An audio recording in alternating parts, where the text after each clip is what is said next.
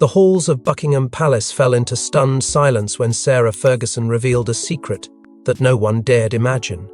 A wish whispered in confidence by Princess Anne, buried deep in royal secrecy, had now come to light. And its intended recipient? The young and innocent Princess Lilibet.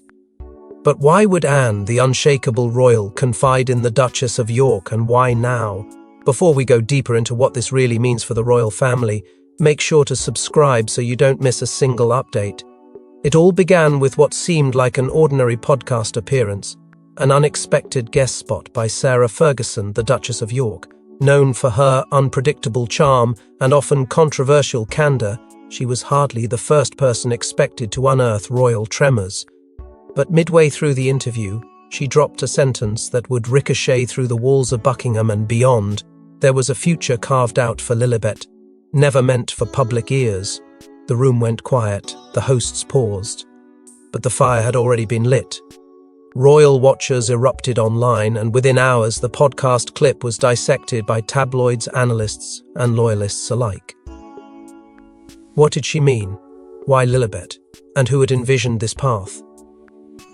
The palace reacted with swift, silent panic. PR phones rang off the hook. Aides were summoned in the dead of night. As speculation swirled, palace staff were ordered to remain tight-lipped while internal damage control commenced at full speed. But the Duchess wasn't finished. When pressed for clarification, she offered a chilling follow-up. It wasn't my vision. It came from someone I hold in the highest regard, someone who trusted me. Princess Anne. That single name brought the crisis into sharper, more volatile focus. Known for her unwavering loyalty to duty and her aversion to drama, Princess Anne had rarely shown her hand in public matters, so for her to allegedly speak such words, and to Sarah Ferguson of all people, was a betrayal not just of protocol, but of secrecy. Ferguson claimed that Anne confided in her during a private moment, one of many over the years as their relationship evolved from frosty formality to quiet solidarity. It was in deep trust, she said, voice solemn. A wish, not a command, but a wish she hoped might one day take root. And with that, another piece of the puzzle dropped: a letter, handwritten, personal, and stored away for years. A letter Anne allegedly gave to Sarah, not to act on, but to remember. That single object, still unseen by the public, became the center of the palace's private storm. As days passed and media pressure mounted, Princess Anne maintained her silence, no statement, no denial. And to those who knew her best, that silence was telling.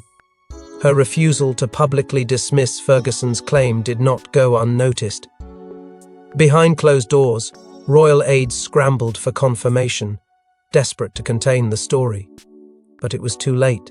The whispers had grown into headlines: a royal wish, a forbidden future, and a child too young to even grasp the storm now swirling in her name. But what exactly did Princess Anne say, and why would she dare envision a royal path for a child pushed so far from the throne? Behind her stoic exterior, Princess Anne has always played her cards close to the chest. But buried beneath her duty lies a legacy she once dreamed of, but could never claim for herself. And now, in an unexpected twist, she wished to pass that dream on to Lilibet. From the moment she could walk, Anne understood her place. Not first, never first. She was born into the institution as the only daughter of the Queen, but that meant little in a monarchy that prized sons above all.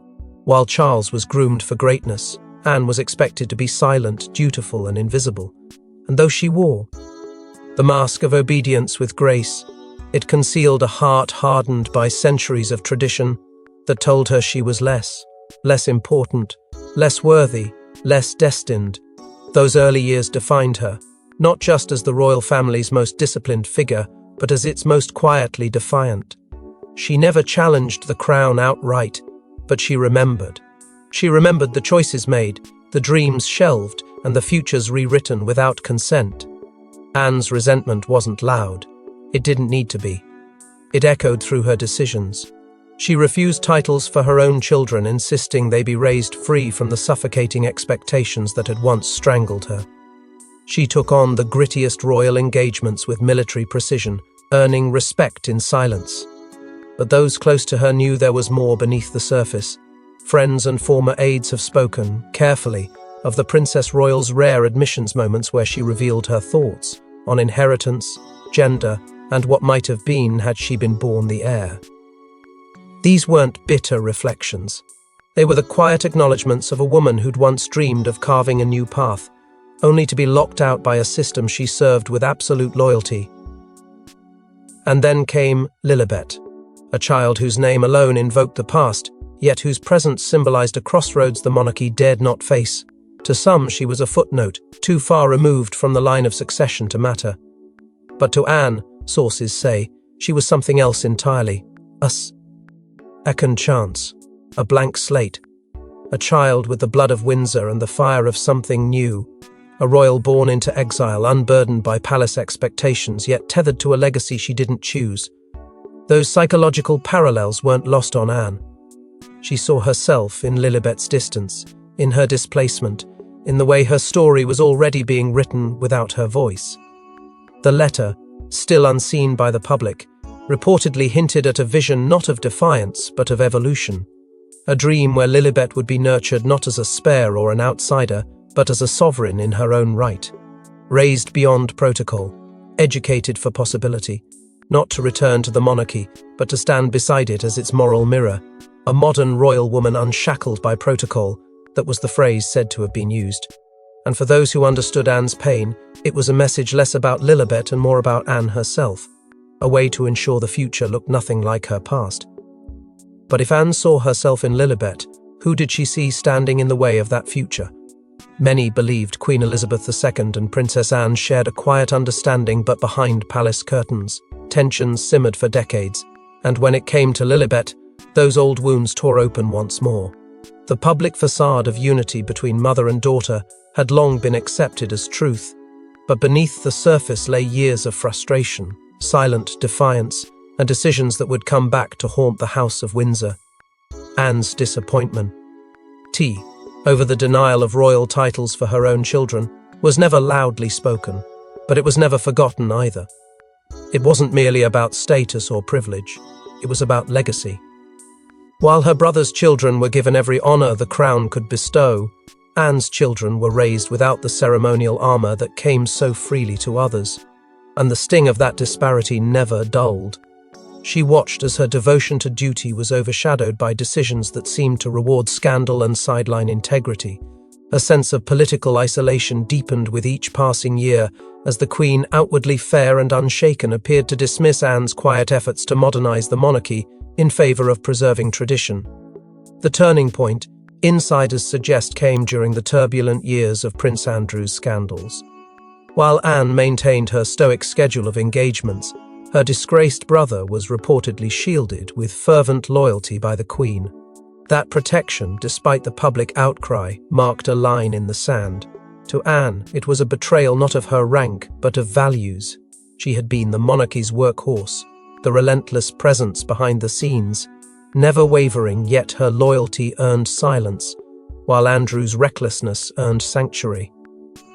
Those close to her described a cold fury, not expressed openly but carried like a scar beneath her skin. As the monarchy faced growing public scrutiny, Anne quietly advocated for reform, slimmer ranks, greater transparency, roles based on contribution rather than birth. But those efforts were stifled by the Queen's firm grip on tradition. Where Anne saw evolution, the Queen saw erosion. Their disagreements were never televised, but palace insiders speak of sharp exchanges behind closed doors briefings where Anne's tone turned from respectful suggestion to outright defiance. In one such moment, a senior courtier allegedly described Anne as uncharacteristically unyielding, demanding that the crown look forward, instead of endlessly preserving the past. Then came the matter of Lilibet. To the Queen, the child was a distant concern, wrapped in complications: American citizenship, parental estrangement, media chaos. But to Anne, she was the next opportunity to make right what had long been wrong. A modern royal girl, born far from the palace but not beyond its reach. Yet when Anne attempted to secure a formal role, however symbolic, in shaping Lilibet's future, she was met with the Queen's quiet but unwavering refusal. "It is not your place," she was reportedly told. Those 5 words echoed every injustice Anne had ever swallowed. The message was clear. Even after a lifetime of service, Anne's voice would remain in the shadows. She would not be allowed to shape the legacy she had sacrificed so much to protect. But the Queen wasn't the only one protecting Lilibet's fate. Prince William had his own silent agenda. While the world saw a charming heir preparing for his destiny, Prince William was already rewriting the royal script, one that kept Lilibet far, far away. And now, Anne's vision threatened everything he built. William had long understood that the survival of the monarchy rested not in expansion, but in precision. The days of bloated royal rosters and minor cousins waving from palace balconies were over. In their place, a sleek, modernized crown, tightly controlled, ruthlessly efficient. This was William's blueprint, and central to it was the removal of uncertainty. That meant trimming the family tree, cutting loose anyone deemed surplus. From the moment Harry walked away, William saw an opportunity not just to consolidate power, but to redefine who counted. And Lilibet, born into a different world, was never meant to count. Documents later leaked to royal analysts confirmed what many had whispered. There were no scheduled royal engagements for Harry and Meghan's children, not then, not ever. But it wasn't just practical, it was personal. The rivalry between William and Harry hadn't cooled, it had calcified. What began as brotherly tension had mutated into a silent war of influence. And with Harry gone, William tightened the gates. Lilibet represented more than a child. She symbolized the possibility of a parallel royal future, one outside the crown's reach. Anne's wish, no matter how private, was a direct threat to the structure William had spent years engineering. To him, it wasn't sentimental, it was sabotage. He moved quietly. Sources describe a series of closed-door meetings between Willie and his senior advisors, crafting a long-term strategy to protect the institution. That protection, according to one insider, included firm recommendations that any reintegration of Lilibet or Archie would be contrary to the monarchy's future direction. But William wasn't satisfied with internal policy. He questioned Anne's growing influence, calling her ideals outdated progressivism disguised as duty. His language, though restrained in public, became increasingly cold behind the scenes. One chilling quote reportedly emerged from a confidential planning session: "There is no space for sentiment in succession." To William, sentiment had cost the monarchy too much. The Diana years, the scandal of Harry and Meghan's exit, the mourning of the Queen. Each wave of emotion had weakened the institution in the public eye. Now, emotion was a liability. Lilibet, wrapped in the romantic tragedy of her parents' exile, was too dangerous a symbol. Anne's vision for her wasn't just misguided, it was destabilizing. William's mission was clear: contain the past, control the future. And Lilibet, no matter whose blood she bore, was never going to be part of that future. And in the shadows of this conflict stood the woman who carried the most weight, Meghan Markle. When Meghan learned of Anne's secret wish, it wasn't gratitude that consumed her, it was grief. Grief for a future her daughter would never have, and fury at a crown that kept rewriting her family's worth in silence. The revelation didn't arrive gently. It hit like confirmation of a wound Meghan had long felt but could never prove. For years she had suspected that Lilibet's fate had been decided long before the child could speak her first word. Hearing Sarah Ferguson's words didn't open a door, it closed one. Any lingering hope that the monarchy might one day reconsider, soften, or evolve vanished in that moment. To Meghan, Anne's secret wish wasn't proof of inclusion, it was proof of exclusion. A quiet admission that even when compassion existed inside the palace, power did not follow it. Those close to Meghan describe an emotional unraveling that night, anger sharpened by validation.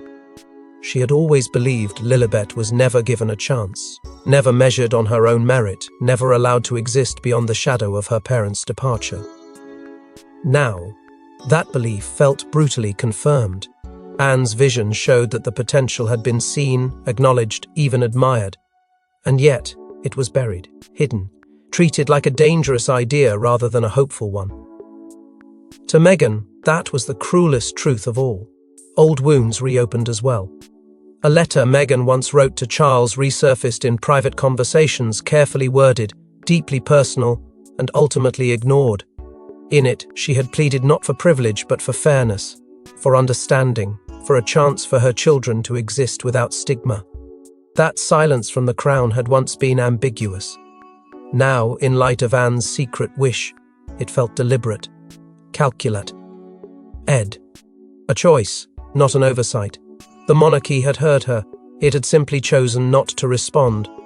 In hushed conversations with trusted allies, Meghan's language reportedly hardened. They feared her potential, she said, referring to Lilibet. Not feared scandal, not feared chaos. Feared possibility. The idea that a child raised beyond palace walls might one day redefine what royal strength looked like was unsettling to an institution built on control. Meghan saw the pattern clearly now. Diana's independence punished, her own voice resisted, and Lilibet's future quietly sealed before it could begin. Different generations, same consequence. The parallels were impossible to ignore.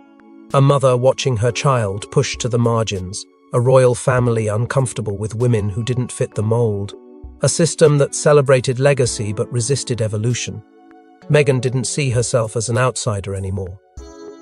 She saw herself as part of a lineage of women who threatened the crown simply by existing authentically. And that realization didn't break her. It fortified her. Whispers soon followed that Meghan was considering breaking her silence. Not out of impulse, but intention. An interview. A controlled moment. A response that would frame the story before the palace could bury it again. Those close to the situation claimed she felt a responsibility now not just to herself or Harry, but to Lilibet. If the monarchy had already decided her daughter's worth behind closed doors, then the truth deserved daylight. But just when the royal family thought the worst was behind them, Ferguson dropped a second revelation. The first letter rocked the monarchy, the second could shatter it. A handwritten note all egidly sealed by Princess Anne naming Lilibet in terms no one expected. One phrase stunned royal staff into silence, "My sovereign in shadow." When Sarah Ferguson reappeared before the cameras, no one anticipated what she would say next. The royal family had barely regained its footing after her initial revelation, still reeling from the idea that Princess Anne had quietly envisioned a future for Lilibet beyond royal exile. But this time, Ferguson came with something far more damning, a second letter, older, deeper, and never meant to be seen. She didn't wave it in front of flashing lights or read it aloud, but the mere confirmation of its existence sent shockwaves through the crown's inner sanctum. Sources close to Ferguson claimed the contents were nothing short of revolutionary, and in the center of it all stood one sentence that cracked the palace's polished surface: "My sovereign in shadow." Allegedly written during a particularly turbulent period for the monarchy, the letter had been locked away in private possession for years. Unlike the first, which expressed sentiment, this one spoke in vision. Anne reportedly described Lilibet not just as a symbolic figure, but as a future the monarchy was too afraid to embrace.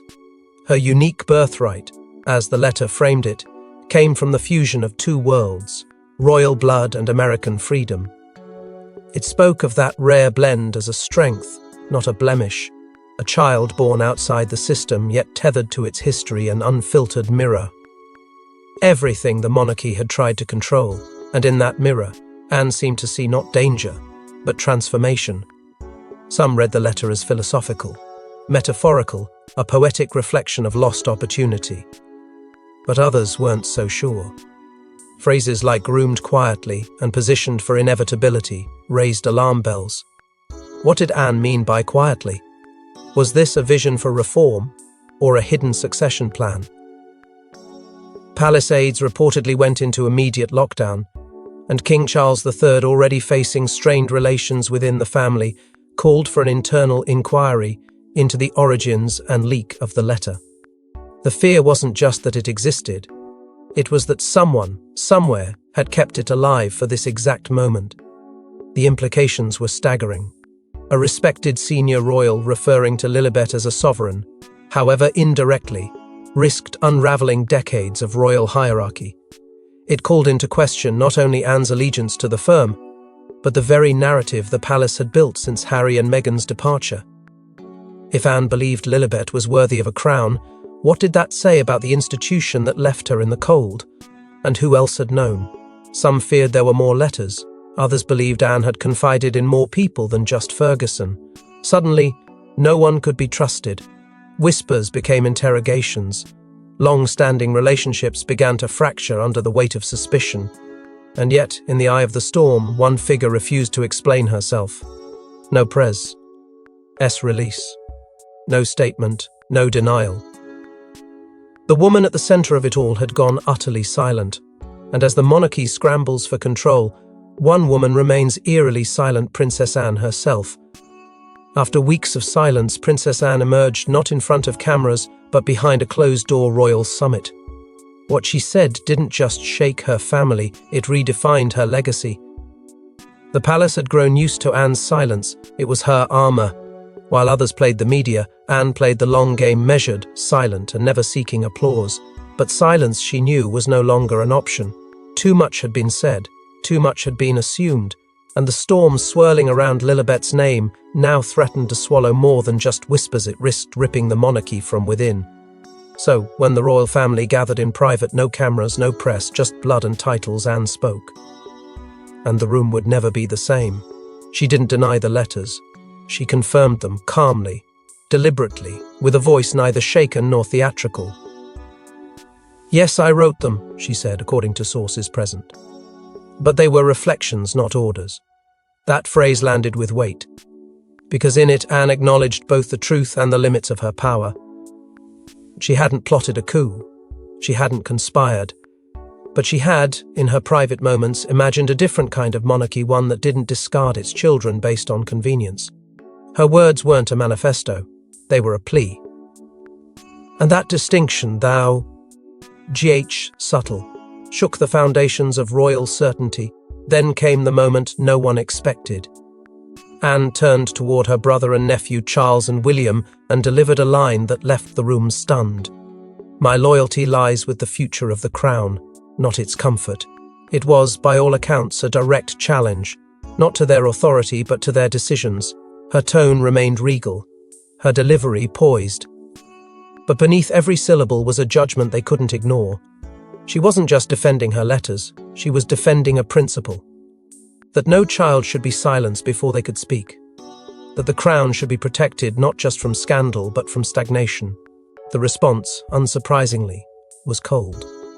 Charles, described as visibly irritated, reportedly muttered that such sentimentality belonged in diaries, not dynasties. William, tight-lipped, didn't speak, but his glare said everything. The divide had grown, not healed. And yet, in that silence, a new fracture formed because Anne wasn't alone. Princess Beatrice, long thought to be quietly compliant, stood. Whether out of shared conviction or familial courage, her gesture was clear. She supported Anne, and in doing so signalled that this wasn't a lone rebellion. It was the start of something wider. Anne didn't raise her voice. She didn't issue ultimatums. She didn't need to. Her presence had done what the leaks, the letters, and the press could not. It forced the monarchy to look inward, to see the cracks not as betrayals but as warnings. Her message was not about Lilibet alone. It was about every choice the family had made in fear of change. "If no one will speak for Lilibet, I will." With that, she closed the discussion but opened a new reckoning. But with the crown divided and secrets spilled, the question turns deadly serious.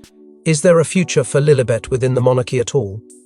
With Anne's words hanging in the air, and Sarah Ferguson doubling down, Buckingham Palace stands at a terrifying precipice. The question is no longer who controls the crown, but whether the crown can survive the storm unleashed by one little girl's stolen destiny. The once unshakable institution now finds itself fractured at the core. The family's silence is no longer seen as poise, it's seen as panic. Behind gilded doors, a civil war simmers, not with swords or speeches, but with strategy, silence, and veiled threats. On one side, the old guard, those clinging to the rulebook, desperate to preserve the palace as a fortress untouched by modern scrutiny. On the other, a growing faction quietly aligned with Anne's sentiment, recognizing that survival demands adaptation, not denial. These divisions are no longer theoretical, they're operational. Meetings are split. Briefings are guarded, eyes narrow when certain names are mentioned, and loyalty is questioned more than ever before. Outside the palace walls, the storm grows louder. Public opinion, once firmly tethered to the institution, begins to shift with unnerving speed. Lilibet is now more than a name, it's a rallying cry. Trending hashtags, impassioned op-eds, international headlines. The world is watching a monarchy choke on the weight of its own silence. And as the institution hesitates, it is Harry and Meghan's silence that begins to speak volumes. Their refusal to comment, deliberate, measured, only amplifies the suspense. Are they protecting something? Waiting for the right moment? Or watching, finally, as the monarchy unravels under the pressure it once placed on them? Leaked reports from palace insiders suggest that Prince William, determined to shut down the fire before it becomes an inferno, has begun lobbying for a formal and permanent removal of Lilibet from the royal line of succession. The move, some argue, is meant to protect the crown. It's clarity. But others see it for what it is, retribution. A final strike to sever the connection before it becomes too powerful. A symbolic erasure of a child whose very existence now threatens the firm's future narrative. The proposal has ignited outrage behind the scenes, even among those who once stood firmly by William's side. But the most shocking development is the one cloaked in secrecy. Rumours swirl of a highly confidential meeting in Scotland between King Charles, Princess Anne, and Prince Harry. No aides, no advisors, just three figures who know the crown not as a symbol, but as a burden. What was said in that room remains locked behind royal protocol, but whispers speak of compromise, of truths too painful to deny, and of legacies too precious to destroy. Some say Harry came with an ultimatum. Others say he came with forgiveness. And then, the story takes its final whispered turn. Speculation erupts of a quiet, unpublicized visit. Princess Anne, unaccompanied, seen near Montecito. No photos, no statements, just a shadow. But for many, the meaning was clear. If true, it wasn't a courtesy call. It was a signal that a bridge, scorched by years of silence and pride, might finally be rebuilt, not for the sake of headlines, but for the sake of a little girl and a future yet unwritten. As the dust settles, one truth becomes undeniable. Lilibet's name has changed the crown forever. She's never held a title, never worn a tiara, never walked through palace gates. But Lilibet, Diana Mountbatten Windsor, now sits at the heart of a royal reckoning. Is she the monarchy's lost heir or its final hope? To understand Lilibet is to view her not through her own eyes, but through the weight of others' expectations. She is a child who has never stepped foot in the palace, yet whose name has echoed louder than most within its ancient halls. She exists in whispers on paper, in debates, in private briefings behind closed doors. She has become a symbol, and in doing so, has lost the privilege of anonymity.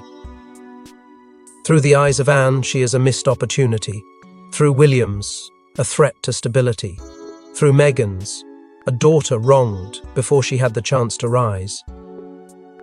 And through the world's eyes, perhaps most cruelly, she is royalty without a crown, destiny without a home. Speculation now clouds every detail of her future. What education will she receive? What stories will she be told about where she came from and what was denied to her? Will she see the monarchy as a legacy to reclaim or a scar to avoid? The world wonders whether she will grow to resent the institution that shut her out or return to it as a force of transformation. Every potential has been projected onto her, every possible outcome debated.